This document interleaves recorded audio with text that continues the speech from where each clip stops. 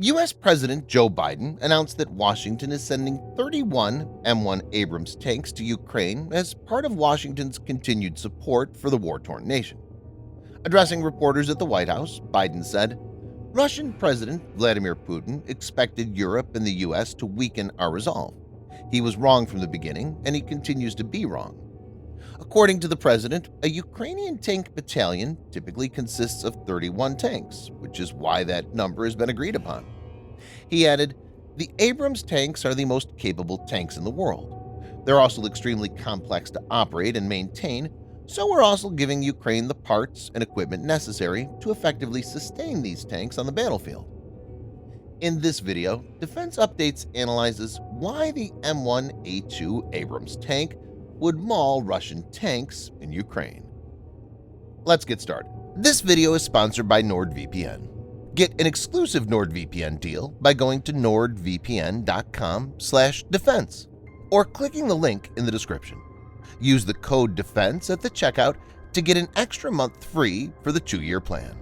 It's risk-free with Nord's 30-day money-back guarantee.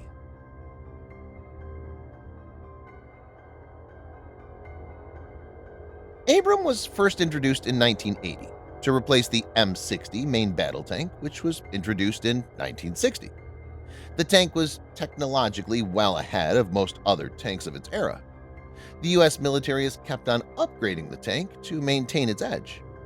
As per reports, the Pentagon is planning to provide Ukraine with the A2 version in its exportable form. Importantly, rather than sending Ukraine tanks from its own stocks, as it's done with previous weapons, the U.S. has said it's buying the Abrams from the industry. The tanks are assembled in one place only, a government-owned General Dynamics-operated plant in Lima, Ohio. The facility can produce 12 tanks per month, but the line is now full of new tank orders for Taiwan and Poland.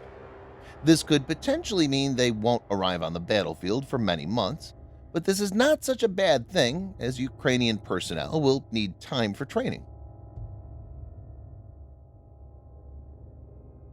Similar to most other main battle tanks, the Abrams features composite armor only on the frontal aspect of the hull. However, the Abrams turret features composite armoring across both the front and the sides.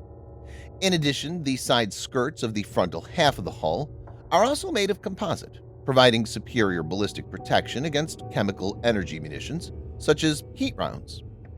The composition of the Abrams composite armor consists of sandwich plates of non-explosive reactive armor (NERA) between conventional steel plates. Armor protection was improved by implementing a new special armor incorporating depleted uranium and other undisclosed materials and layouts. The Abrams may also be fitted with explosive reactive armor over the track skirts if needed, and slat armor over the rear of the tank and rear fuel cells to protect against ATGMs. Protection against spalling is provided by a Kevlar liner. It's also equipped with a soft-kill active protection system, the ANVLQ-6 Missile Countermeasure Device (MCD), that can impede the function of guidance systems of some semi-active control line of sight, SACLOS, wire and radio-guided anti-tank missiles, and infrared homing missiles.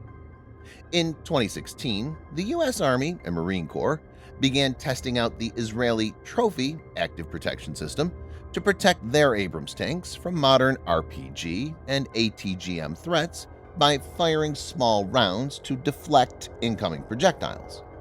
It's unlikely that Ukraine-bound tanks will have this.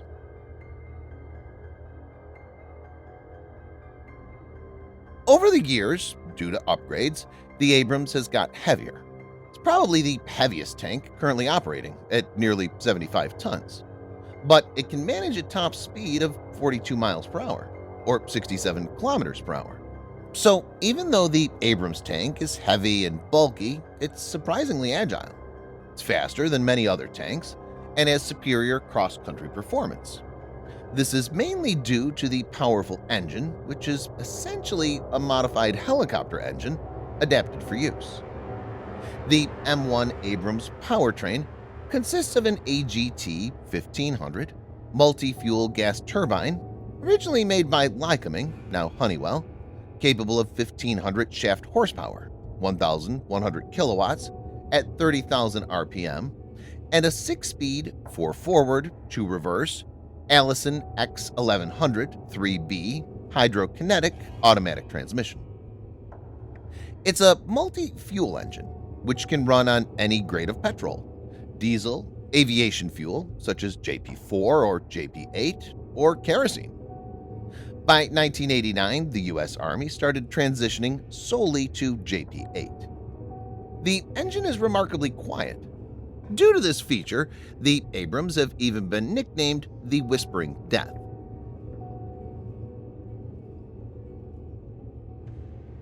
One of the most important improvements over the M1A1 in M1A2 is the M256 120mm smoothbore gun, originally developed by Rheinmetall and produced in the USA under license.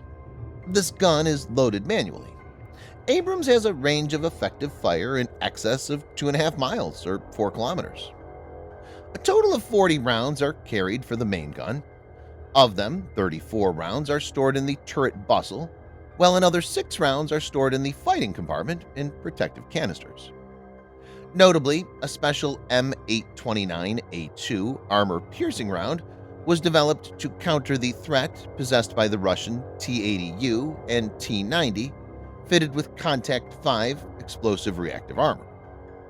The secondary armament consists of a coaxial 7.62mm machine gun, another roof-mounted 7.62mm machine gun operated by a gunner, and a 12.7mm machine gun operated by the commander.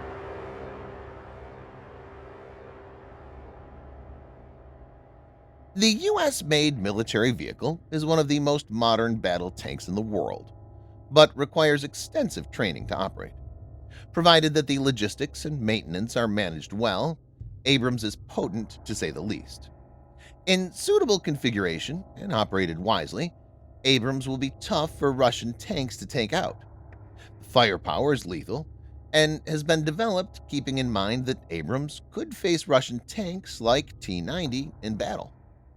If the Ukrainian personnel absorb the training well, then Abrams operating with Bradley fighting vehicles could not only thwart a Russian armored thrust, but also pierce Russian lines.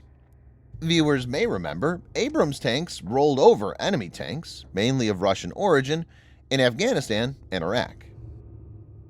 While 31 is not a big number, similar to HIMARS, more could arrive in the coming days. So this development could certainly spell a lot of trouble for President Putin. Subscribe for more videos like this. Hit the like button if you find the video interesting, and kindly provide your feedback in the comment section. This will help us improve.